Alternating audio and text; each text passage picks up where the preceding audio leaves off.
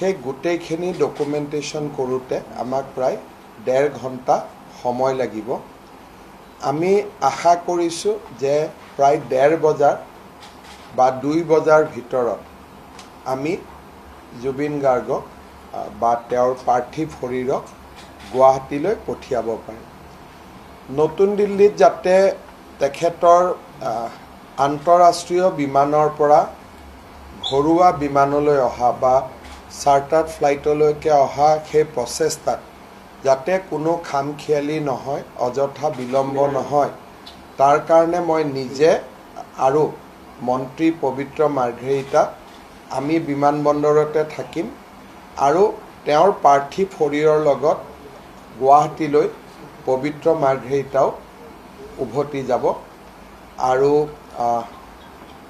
মই আশা কৰিছোঁ যে ৰাতিপুৱাই মই কেন্দ্ৰীয় গৃহমন্ত্ৰী ডাঙৰীয়াক সাক্ষাৎ কৰি গোটেই আমি কি ব্যৱস্থা লৈছোঁ তেখেতক অৱগত কৰি দুপৰীয়ালৈ ময়ো গুৱাহাটী উভতি যাম।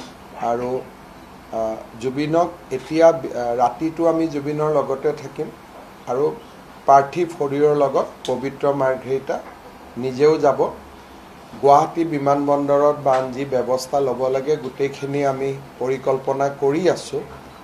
আৰু সমান্তৰালভাৱে জুবিনৰ শেষকৃত্যৰ সম্পন্ন কৰাৰ যিটো স্থান তাকো আমি নিশ্চিত কৰাৰ প্ৰচেষ্টা চলাই আছোঁ। কালি সন্ধিয়া 6 বজাত অসম মন্ত্ৰীসভাৰ কেবিনেট বৈঠক অনুষ্ঠিত হ'ব আৰু কেবিনেটৰ সময়ছোৱাতে আমি জুবিনৰ অন্তিম সংস্কাৰৰ স্থান টুকুৰা আমি নিশ্চিত কৰিম।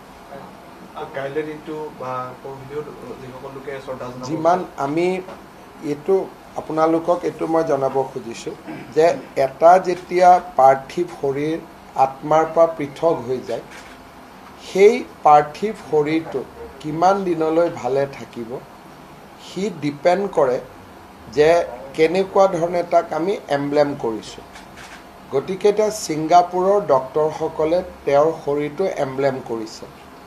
গুৱাহাটীত অহাৰ লগে লগে আমাৰ গুৱাহাটী মেডিকেল কলেজৰ ডক্টৰসকলে জুবিনৰ শৰীৰ বা পাৰ্থিৱ শৰীৰ পৰীক্ষা কৰি গম পাব যে কিটো পৰ্যায়লৈকে শৰীৰটো আমি ৰাখিব পাৰোঁ। এটা পৰ্যায়ৰ পিছত যদি আমি শৰীৰটো ৰাখিব চেষ্টা কৰোঁ সি বৰ সুখৰ অভিজ্ঞতা নহ'ব। সেইকাৰণে আমি সম্পূৰ্ণ মেডিকেল এডভাইচ দি, যদি ডক্টৰে কয় যে নহয় আপোনালোকে এদিন ৰাখক, আমি এদিন ৰাখিম। যদি কয় নহয় আপোনালোকে 2 দিন ৰাখিলেও সমস্যা নহয়, আমি 2 দিন ৰাখিব পাৰিম। বোলে নহয় আপোনালোকে 3 দিন ৰাখক, তাত আমাৰ কোনো অসুবিধা নাই। কিন্তু আমি সদায় এটা মনত ৰাখিব লাগিব যে জুবিনক আমি মৰ্যাদা আৰু সন্মানেৰে বিদায় দিব লাগিব।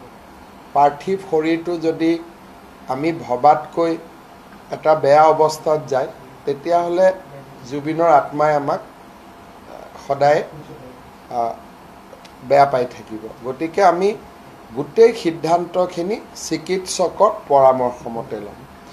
দ্বিতীয়তে মই আৰু এটা ৰাইজক আবেদন কৰিম, জুবিনৰ গোটেই জীৱনটো আছিলে দুখীয়া মানুহৰ লগত আৰু সদায় সাধাৰণ আৰু দুখীয়া মানুহৰ কাৰণে জুবিনে সংগ্ৰাম কৰিছিল, গানৰ মাজেৰেও সংগ্ৰাম কৰিছিল আৰু ব্যক্তিগতভাৱেও অজস্ৰজনক চিকিৎসা আদিৰ সহায় কৰি জুবিনে সাধাৰণ শ্ৰেণীৰ মানুহৰ মনত এটা বিশেষ স্থান লৈছিল। মই ৰাইজক অনুৰোধ কৰিম যে আজিৰ দিনটোত প্ৰায়বিলাক দোকান পোহাৰে জুবিনক সন্মান জনাই নিজৰ দোকান পোহাৰ বন্ধ ৰাখিছে। আমি যদি অহা 2-3 দিন দোকানীসকলক, ব্যৱসায়ীসকলক দোকান পোহাৰ বন্ধ ৰাখিবলৈ কওঁ, তেওঁলোকৰ গোটেই পূজাৰ ব্যৱসায়খনে বেয়া হৈ যাব। শ্ৰমিকসকলে কাম নাপাব। দৈনিক ৱেজ আৰ্নাৰসকলে তেওঁলোকৰ খুব পূজাৰ সময়ৰ আগতে খুব ইম্পৰ্টেণ্ট ব্যৱসায় বা ইম্পৰ্টেণ্ট বেতন আদি হেৰুৱাই পেলাব। সেইকাৰণে মই সকলোকে অনুৰোধ কৰিম যে আজি এটা দিন জুবিন গাৰ্গৰ সন্মানাৰ্থে দোকান পোহাৰ বন্ধ ৰখা হৈছে। আমি যাতে খুব বেছি ইনচিষ্ট কৰি নাথাকোঁ যে দোকান বন্ধ হ'ব লাগে, গাড়ী মটৰ বন্ধ হ'ব লাগে, আৰু আমাৰ ব্যৱসায় বাণিজ্য বন্ধ হ'ব লাগে, সেইটো আমি কৰিব নালাগে। পূজাৰ বজাৰখন যদি ব্যৱসায়ীসকলে হেৰুৱাই পেলায়, তেতিয়াহ'লে তেওঁলোকে বছৰটো ইয়াৰ যিটো প্ৰভাৱ পৰিব তাক তেওঁলোকে মিলাব নোৱাৰিব। আৰু আমি সকলোৱে জানো যে জুবিন সাধাৰণ আৰু দৰিদ্ৰ শ্ৰেণীৰ মানুহৰ কাৰণে সংগ্ৰাম কৰিছিল।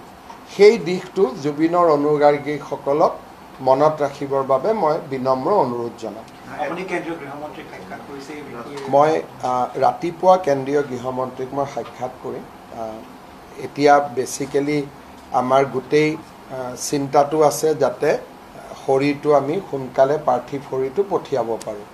ৰাতিপুৱা মই তেখেতক সাক্ষাৎ কৰি গোটেই ঘটনাৰাজিৰ বিষয়ে জনাম আৰু দুপৰীয়া মই গুৱাহাটীলৈকে উভতি যাম।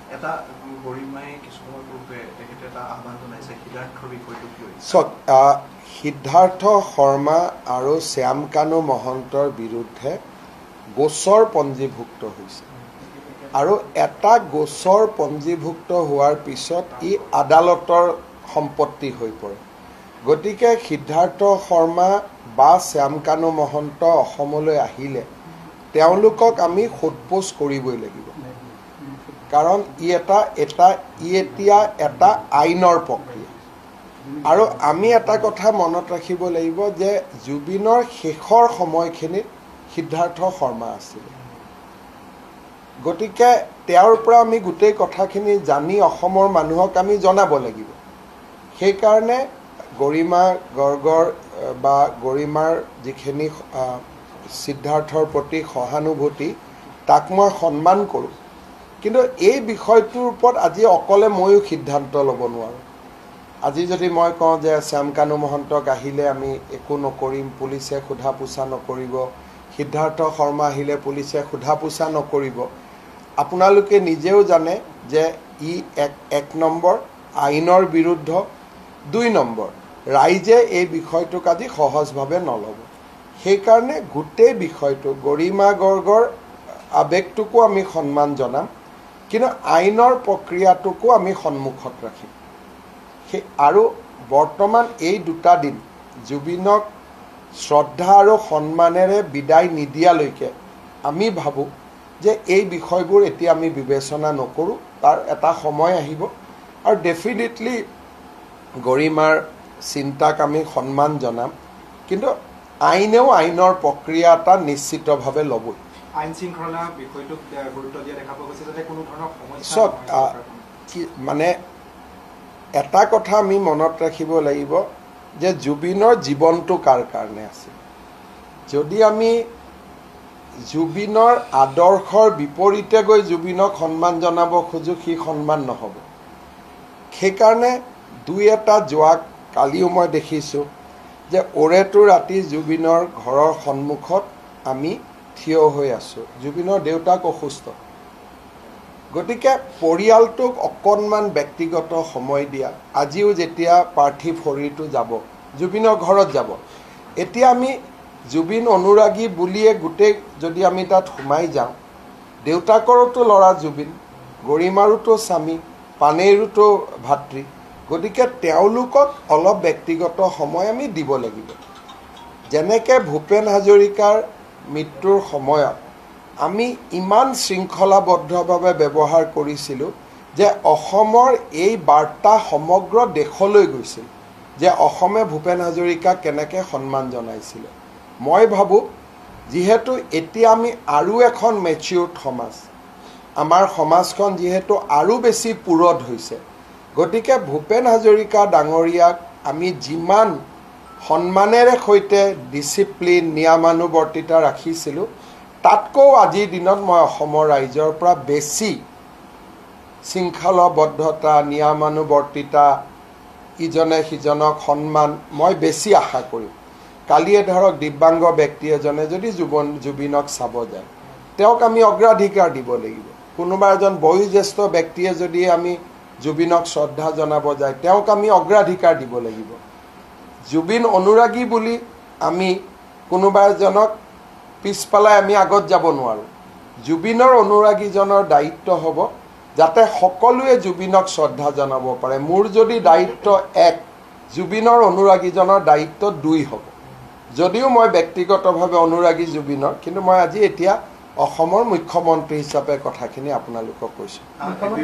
আপুনি আপোনাৰ কেইবাটাও পোষ্ট দেখা গৈছে, যথেষ্ট আৱেগিকভাৱে আপুনি দিছে।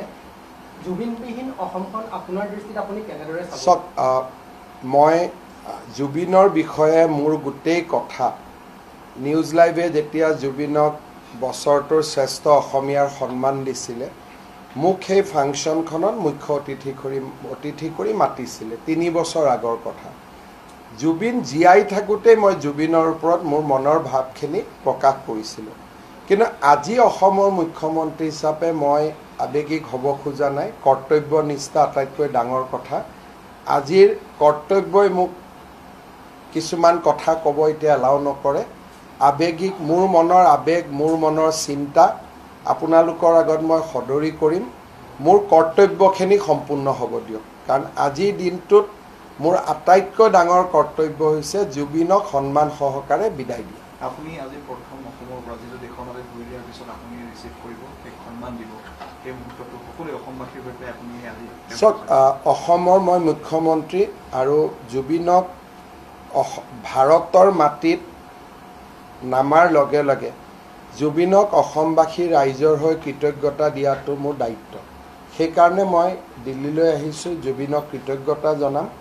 আৰু মোৰ ব্যক্তিগত কৃতজ্ঞতা নহয়, সি অসমবাসী ৰাইজৰ হৈ। তাৰ আগলৈ গৈ অসমৰ মাটিত ভৰি দিয়াৰ লগে লগে অগণন গুণমুগ্ধ থাকিব। তেওঁৰ প্ৰাপ্য সন্মান মৰ্যাদা নিশ্চয় আগবঢ়াব। এটা প্ৰশ্ন আছে, পোষ্টমৰ্টেমৰ ৰিপৰ্টটো আহিছে নাই? পোষ্টমৰ্টেমৰ ৰিপৰ্ট ছিংগাপুৰে ইমান সোনকালে আমাক নিদিয়ে। তাৰ লিগেল প্ৰচিডিউৰ আছে, আৰু লিগেল প্ৰচিডিউৰ পালন কৰি তেওঁলোকে কি ধৰণে দিব, আমাৰ এম্বেচিক দিব, বৈদেশিক মন্ত্ৰালয়ক দিব, এই গোটেই বিষয়বোৰ পৰ্যায়ক্ৰমে আগবাঢ়িব লাগিব। আজিৰ দিনত প্ৰায়ৰিটি নাম্বাৰ 1 জুবিনক ঘূৰাই অনা, তাত আমি সফল হ'ম বুলি ক'ব পাৰোঁ। দ্বিতীয়তে দিল্লীৰ পৰা তেওঁক গুৱাহাটীলৈ উভতাই পঠোৱা। তৃতীয়তে গুৱাহাটীত সকলোৱে যাতে তেওঁক শ্ৰদ্ধা জনাব পাৰে তাৰ সুবিধা কৰা। তাৰপিছত জুবিনক অন্তিম বিদায় দিয়া। গতিকে মই প্ৰায়ৰিটিবিলাক ঠিক কৰি লৈছোঁ। গতিকে মই এই প্ৰায়ৰিটিটোকে মই দেখা পাই আছোঁ বৰ্তমান। ছাৰ, যিহেতু জুবিন দা সম্পদ আছিলে আৰু সৃষ্টিয়ে যিখিনি হয়তো এতিয়া একো সিদ্ধান্ত লোৱা নহ'ব, কিন্তু চাগে সৃষ্টিয়ে যিখিনি মই আপোনালোকক এটাই কথা ক'ম যে আজিৰ দিনটোত আমাৰ প্ৰায়ৰিটিটো জুবিনক সন্মান সহকাৰে বিদায় দিয়া। মই যদি আজি এটা শব্দও কওঁ যে আমি এনেকৈ ৰাখিম, 10জনে ক'ব এনেকৈ কিয় নাৰাখিব। গতিকে আজিৰ দিনটোত মই সকলোকে অনুৰোধ কৰিম যে অসমৰ পৰিৱেশটো ইমানেই আৱেগিক, এই পৰিৱেশত প্ৰয়োজনতকৈ বেছি কথা কোৱাৰ এইটো সময় নহয়। সেইকাৰণে আপোনালোককো অনুৰোধ কৰিম যে মোক মোৰ কৰ্তব্যখিনি পালন কৰিব দিয়ক। বহুত বহুত ধন্যবাদ। আপোনালোকে জানে যে ঠিক 11:30 বজাত আমাৰ সকলোৰে মৰমৰ আৰু আদৰৰ জুবিন গাৰ্গৰ পাৰ্থিৱ শৰীৰ দিল্লী বিমানবন্দৰত আহি উপস্থিত হ'ব। দিল্লী বিমানবন্দৰত তেখেতৰ যি আপোনালোকে জানে যে তেখেতৰ পাছপোৰ্ট আছে, তেখেতৰ ডকুমেণ্টেশ্যন আছে। সেই গোটেইখিনি ডকুমেণ্টেশ্যন কৰোঁতে আমাক প্ৰায় 1.5 ঘণ্টা সময় লাগিব। আমি আশা কৰিছোঁ যে প্ৰায় 1:30 বজাৰ বা 2 বজাৰ ভিতৰত আমি জুবিন গাৰ্গক বা তেওঁৰ পাৰ্থিৱ শৰীৰক গুৱাহাটীলৈ পঠিয়াব পাৰিম। নতুন দিল্লীত যাতে তেখেতৰ আন্তঃৰাষ্ট্ৰীয় বিমানৰ পৰা ঘৰুৱা বিমানলৈ অহা বা চাৰ্টাৰ্ড ফ্লাইটলৈকে অহা সেই প্ৰচেষ্টাত যাতে কোনো খামখেয়ালি নহয়, অযথা বিলম্ব নহয়, তাৰ কাৰণে মই নিজে আৰু মন্ত্ৰী পবিত্ৰ মাৰ্ঘেৰিটা আমি বিমানবন্দৰতে থাকিম আৰু তেওঁৰ পাৰ্থিৱ শৰীৰৰ লগত গুৱাহাটীলৈ পবিত্ৰ মাৰ্ঘেৰিটাও উভতি যাব। আৰু মই আশা কৰিছোঁ যে ৰাতিপুৱাই মই কেন্দ্ৰীয় গৃহমন্ত্ৰী ডাঙৰীয়াক সাক্ষাৎ কৰি গোটেই আমি কি ব্যৱস্থা লৈছোঁ তেখেতক অৱগত কৰি দুপৰীয়ালৈ ময়ো গুৱাহাটী উভতি যাম।